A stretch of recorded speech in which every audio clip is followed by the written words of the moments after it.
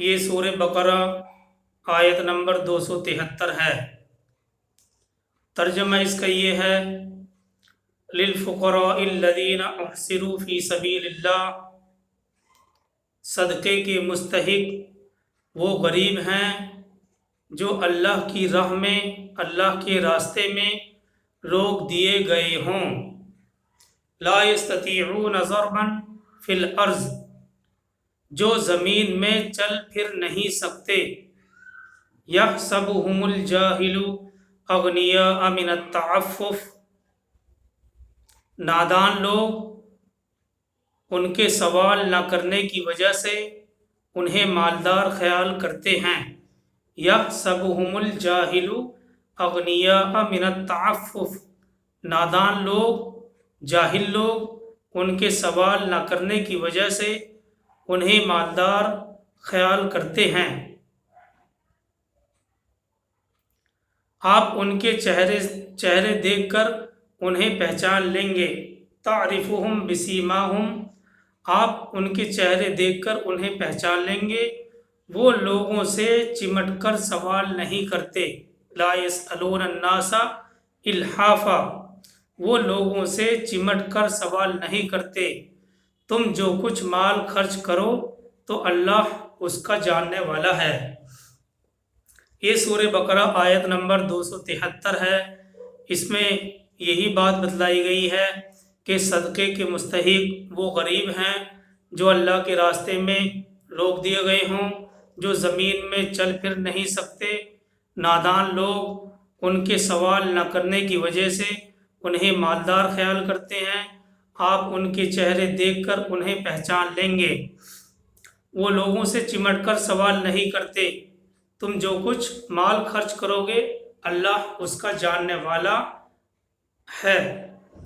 اس آیت میں یہ فرمایا جا رہا ہے کہ صدقہ ان لوگوں کا حق ہے جو دنیاوی تعلقات ختم کر کے، اسی طرح سے وطن کو چھوڑ کر، کنبے قبیلے سے منہ موڑ کر صرف خدا کی رضامندی حاصل کرنے کے لیے پیغمبر کی خدمت میں لگ گئے ہوں، دین اسلام کے مشن کو آگے بڑھانے میں لگ گئے ہوں، جن کی کمائی کا کوئی ایسا ذریعہ نہ ہو جو انہیں کافی ہو سکے، اور وہ زمین میں چل کر سفر بھی نہ کر سکتے ہوں کہ چل پھر کر اپنی روزی کا انتظام کر لیں، اپنی روزی کو حاصل کر سکیں۔ ان کے حال سے جو لوگ ناواقف ہیں وہ ان کے لباس اور ظاہری شکل و صورت دیکھ کر انہیں مالدار سمجھتے ہیں۔ یہ آیت بہت ہی اہمیت کی حامل ہے۔ یہ آیت اپنے اندر بہت ہی کمالات رکھتی ہے۔ دیکھیے قرآن کی ایک ایک آیت سمندر ہے، جتنا ہم اس میں غوطہ لگائیں گے اتنے ہی موتی اس میں سے نکلتے جائیں گے، اسرار اور رموز ظاہر ہوتے جائیں گے۔ ایک قرآن کا ظاہری ترجمہ ہوتا ہے اور دوسرا قرآن کی تفسیر ہوتی ہے۔ جب ہم تفسیر میں جاتے ہیں تو پتہ چلتا ہے کہ اس آیت کے ایک ایک جملے سے کس قدر جو لوگ اسلام کے مشن کو آگے بڑھانے میں لگ جاتے ہیں، جن کی کمائی کا کوئی ایسا ذریعہ نہیں ہوتا ہے جو انہیں کافی ہوتا ہے، اور وہ سفر بھی نہ کر سکتے ہوں، ان کو اللہ تبارک و تعالیٰ نے اس آیت کے اندر کس قدر اہمیت دی ہے، یہ بات بتلا کر لوگوں کے دلوں کے اندر ان کی ہیلپ کرنے کا اور ان کی مدد کرنے کا ایک جذبہ اور ایک داعیہ پیدا کیا گیا ہے۔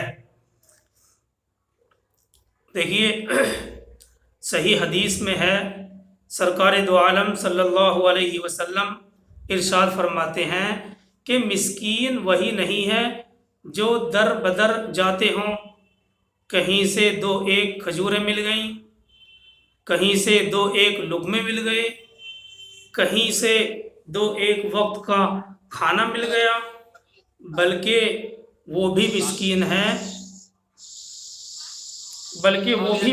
ہے جس کے پاس اتنا نہ ہو جس سے وہ بے پرواہ ہو جائیں، اور اس نے اپنی حالت بھی ایسی نہیں بنائی ہوئی ہے جس سے ہر شخص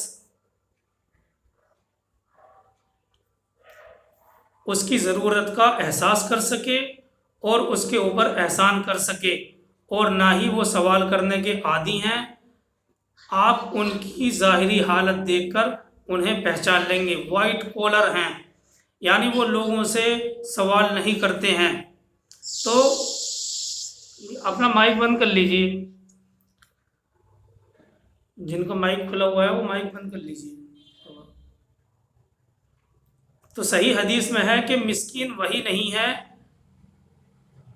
جو در بدر جاتے ہوں، کہیں سے دو ایک کھجوریں مل گئیں، کہیں سے دو ایک لقمے مل گئے، کہیں سے دو ایک وقت کا کھانا مل گیا، بلکہ وہ بھی مسکین ہے جس کے پاس اتنا نہ ہو کہ وہ بے پرواہ ہو جائے، اور اس نے اپنی حالت بھی ایسی نہیں بنائی ہوئی ہے جس سے ہر شخص اس کی ضرورت کا احساس کر سکے اور اس کے اوپر احسان کر سکے، اور نہ ہی وہ سوال کرنے کے عادی ہیں۔ آپ صلی اللہ علیہ وسلم ان کی ظاہری حالت دیکھ کر آپ ان کو پہچان لو گے۔ سنن کی ایک حدیث میں ہے کہ یہی وجہ ہے کہ سنن کی ایک حدیث میں ہے، رسول اللہ صلی اللہ علیہ وسلم نے فرمایا، مومن کی فراست سے بچو، مومن کی فراست سے، دانائی سے بچو، اس کی نگاہوں سے بچو، کیونکہ وہ اللہ کے نور سے دیکھتا ہے۔ مومن کی فراست سے بچو کیونکہ مومن اللہ کے نور سے دیکھتا ہے۔ اللہ تبارک و تعالیٰ اس کی نگاہ کے اندر وہ طاقت اور تاثیر پیدا فرما دیتے ہیں کہ وہ سامنے والے کو ایک ہی نگاہ میں تاڑ لیتا ہے، سمجھ لیتا ہے کہ وہ کتنے پانی کے اندر ہے۔ یہی وجہ ہے کہ اللہ کے نبی صلی اللہ علیہ وسلم نے فرمایا کہ جو مومن ہے، ایمان والا ہے، وہ ایک بل سے دوبارہ نہیں ڈستا ہے، اپنے آپ کو دوبارہ نہیں ڈسواتا ہے۔ ایک بل ہے، ظاہر سی بات ہے کہ ایک بار ڈس لیا، بار بار تھوڑا ہی نہیں دھوکہ کھائے گا۔ مومن تو وہ ہوتا ہے جو نہ دھوکہ دے اور نہ دھوکہ کھائے۔ یہ نہیں ہے کہ مومن پاگل ہوتا ہے، وہ نہ تو دھوکہ دیتا ہے اور نہ ہی دھوکہ کھاتا بھی ہے، نہ کسی کا لیتا ہے ناجائز اور نہ کسی کو دیتا ہے۔ بلکہ مومن کی اصل خوبیوں میں سے دو خوبی، ایک ایمان والا ہونا، ایک انسانیت، اور دوسرا خودداری۔ ایک مومن کی یہ بڑی خوبیوں میں سے ہے کہ وہ خوددار ہوتا ہے اور انسانیت اس کے اندر کوٹ کوٹ کر بھری ہوئی ہوتی ہے۔ تو یہی وجہ ہے کہ ایک پکا سچا مومن ہونے کے لیے سب سے پہلے اس کے اندر انسانیت ہونا ضروری ہے۔ اگر انسانیت نہیں ہے، خودداری نہیں ہے، تو وہ پکا سچا مومن نہیں ہے۔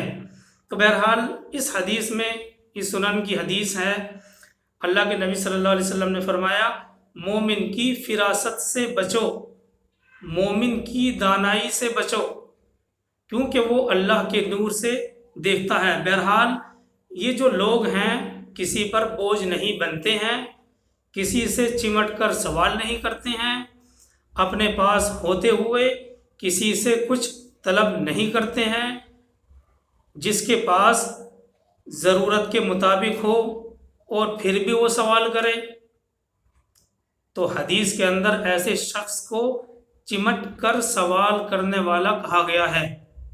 یعنی وہ لا یسألون الناس الحافہ کا مصداق نہیں ہے، وہ اس آیت کے تحت نہیں ہے، بلکہ اس کے برعکس ہے۔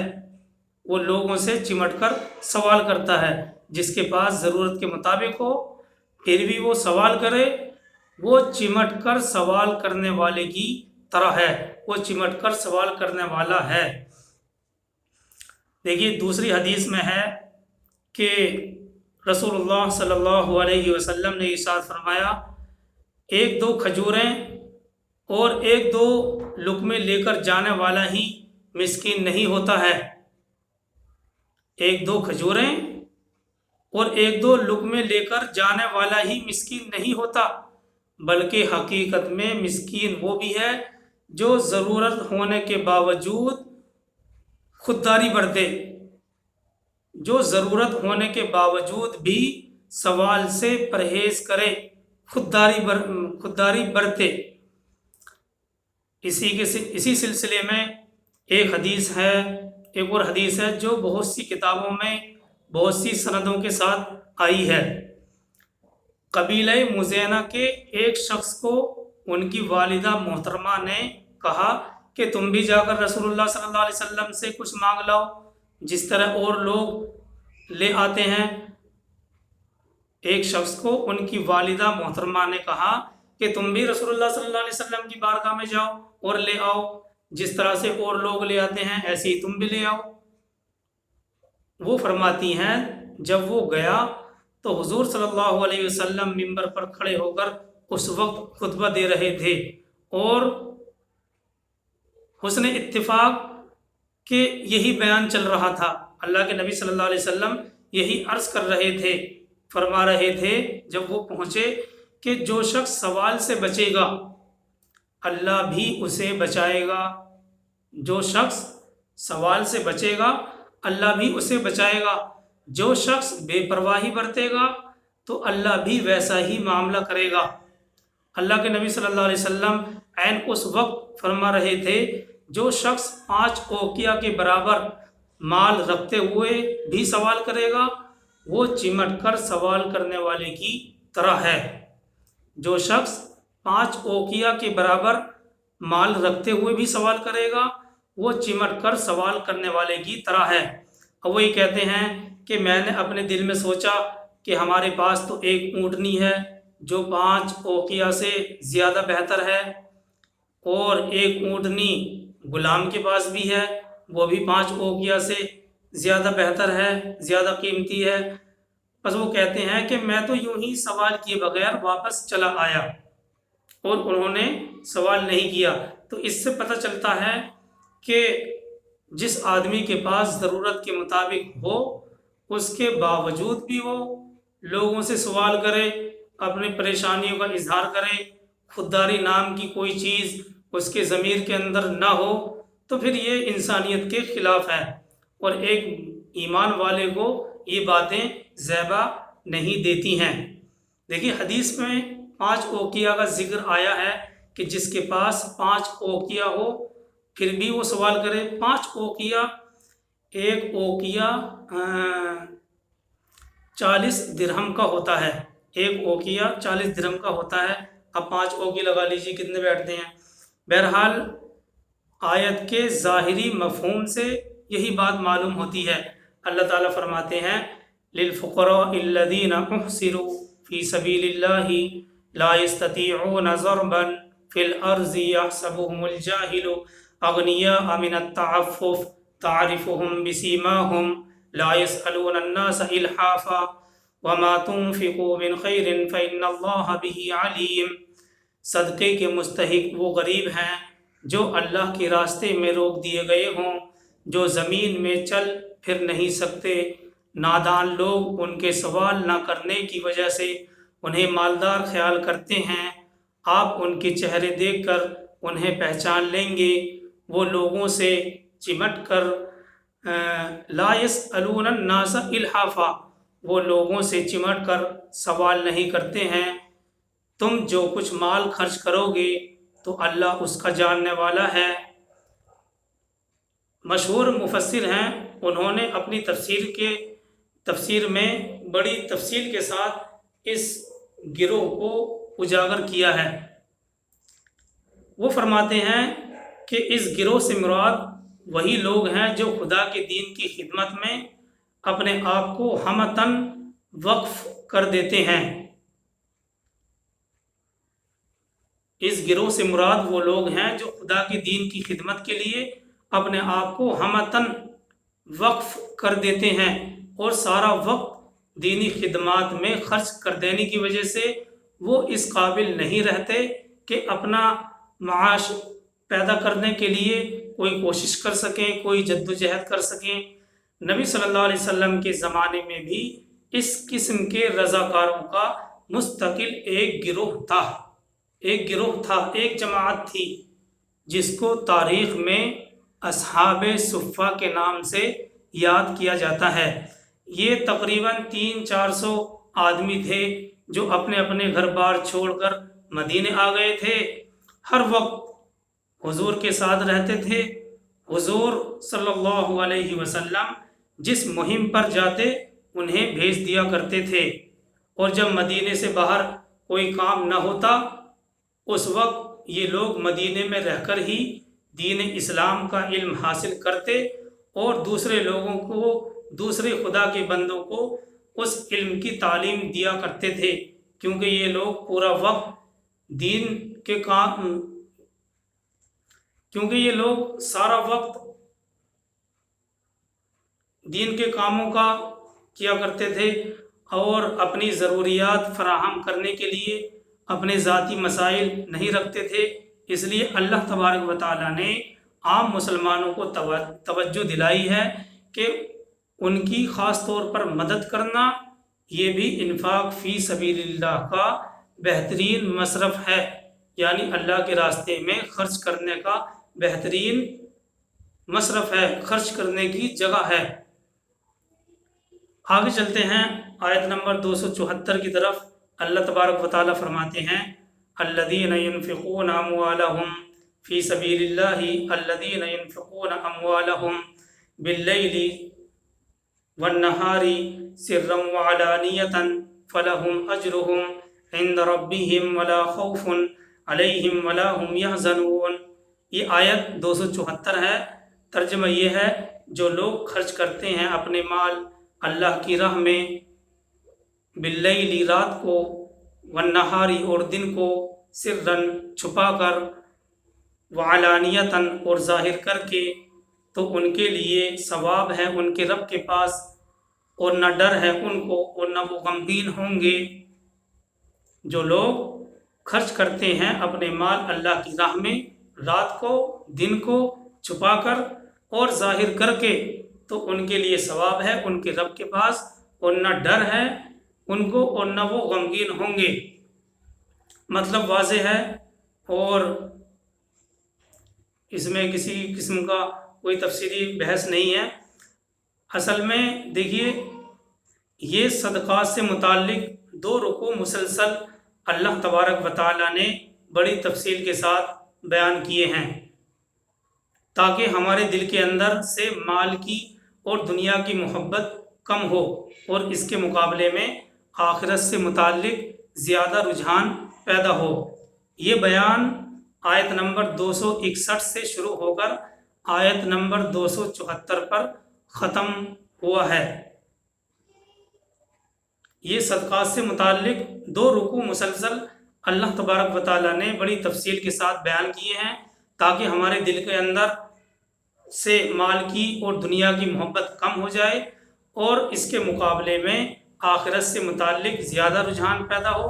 یہ بیان آیت نمبر 261 سے شروع ہو کر آیت نمبر 264 پر ختم ہوا ہے۔ آگے پورے صفحے میں اگلے پورے صفحے میں ربا یعنی سود سے متعلق بیان ہے۔ سورہ بقرہ آیت نمبر 275۔ اللہ تبارک و تعالیٰ فرماتے ہیں الذین یأکلون الربا لا یقومون الا کما یقوم الذی یتخبطہ الشیطان من المس ذلک بأنہم قالوا انما البیع مثل الربا وأحل اللہ البیع وحرم الربا فمن جاءہ موعظۃ من ربہ فانتہى فلہ ما سلف وأمرہ الی اللہ ومن عاد فأولئک اصحاب النار ہم فیہا خالدون۔ یہ سورہ بقرہ آیت نمبر 275 ہے۔ ترجمہ اس کا یہ ہے الذین یأکلون الربا، جو لوگ سود کھاتے ہیں، یأکلون الربا، جو لوگ سود کھاتے ہیں، وہ قیامت کے دن صرف اس طرح اٹھیں گے جس طرح وہ شخص اٹھتا ہے جس کے حواس کھو دیے ہوں شیطان نے، من المس لپٹ کر۔ یہ حالت ان کی اس لیے ہوگی کہ انہوں نے کہا تھا کہ تجارت بھی تو سود کی طرح ہے، حالانکہ حلال کیا ہے اللہ نے تجارت کو، وَأَحَلَّ اللَّهُ الْبَيْعَ وَحَرَّمَ الرِّبَا، حالانکہ حلال کیا ہے اللہ نے تجارت کو اور حرام کیا ہے سود کو۔ پھر جس کو پہنچی نصیحت اپنے رب کی طرف سے اور وہ باز آ گیا تو اس کے لیے وہ ہے جو پہلے ہو چکا اور معاملہ اس کا اللہ کے حوالے ہے۔ اور جو کوئی پھر لے سود، ومن عادا، اور جو کوئی لوٹ جائے یعنی پھر سود لے، نصیحت سننے کے باوجود بھی سود پر آمادہ ہوتا ہے، لینے پر آمادہ ہوتا ہے، تو وہی لوگ ہیں دوزخ والے، وہ اس میں ہمیشہ ہمیش رہیں گے۔ یہ سورہ بقرہ آیت نمبر 275 ہے۔ اس میں تھوڑی وضاحت ہے، اس لیے کچھ آج ذکر کیے جائیں گی اور کچھ بعد میں۔ یہاں پر صرف اتنا یاد رکھنا چاہیے کہ ان آیات میں سود کی حرمت اور اس کے احکام کا بیان شروع ہو رہا ہے۔ یہ مسئلہ دو حیثیتوں سے بہت اہم ہے۔ ایک طرف تو قرآن اور حدیث میں سود کے بارے میں شدید وعیدیں، شدید عذاب آئے ہیں، اور دوسری طرف دنیا کی اکنومی سسٹم میں یعنی معاشی نظام میں اس کا ضروری بن جانا ہے، یعنی جزء لازم بن جانا ہے، اور اس سے نجات کی مشکلات کا مسئلہ تھوڑا تفصیلی ہے، اور دو حیثیتوں سے اس پر غور کرنا پڑے گا۔ سب سے پہلے ہمیں یہ غور کرنا پڑے گا کہ قرآن کی آیات اور صحیح حدیثوں میں غور کر کے یہ معلوم کرنا پڑے گا کہ قرآن اور حدیث میں ربا کہتے کس کو ہیں۔ سب سے پہلے ہمیں اس بارے میں قرآن کی آیات اور صحیح احادیث میں غور کر کے یہ پتہ کرنا پڑے گا کہ قرآن اور حدیث میں ربا کہتے کس کو ہیں اور وہ کن کن معاملات کو شامل ہے، اور ربا یعنی سود کے حرام ہونے میں کیا حکمت ہے اور اس میں کس قسم کی خرابیاں موجود ہیں۔ یہ بحث تو قرآن اور حدیث سے متعلق ہے۔ سب سے پہلی قرآن کی آیات اور صحیح حدیثوں میں غور کر کے یہ پتہ کرنا ہے کہ قرآن اور حدیث میں ربا کس کو کہتے ہیں اور کن کن معاملات کو یہ شامل ہے، اور اس کے حرام ہونے میں کیا کیا حکمتیں ہیں اور اس میں کس قسم کی خرابیاں موجود ہیں۔ یہ بحث تو قرآن اور حدیث سے متعلق ہے۔ اور ربا یعنی سود کی دوسری حیثیت عقلی ہے، یعنی کیا حقیقت میں سود اور ربا ایک ایسی چیز ہے جس سے دنیا کی ترقی ہو سکے؟ کیا حقیقت میں سود ایک ایسی چیز ہے جس سے دنیا کی ترقی ہو سکے اور جس کو چھوڑنے کا نتیجہ تجارت اور معاشی نظام کی تباہی ہو؟ دیکھیے، یہ سارا چکر صرف مشکلات کا حل نہیں ہے، بلکہ دنیا کی اکنومی میں امن اور اطمینان سود کے چھوڑنے پر موقوف ہے، اور یہ کہ دنیا کے اقتصادی مصائب کا سب سے بڑا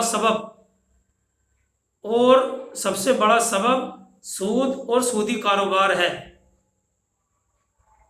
جس کے تحت بہت سی اصولی بحثیں آتی ہیں جن کا تعلق قرآن کی تفسیر سے نہیں ہے، وہ ایک الگ موضوع ہے۔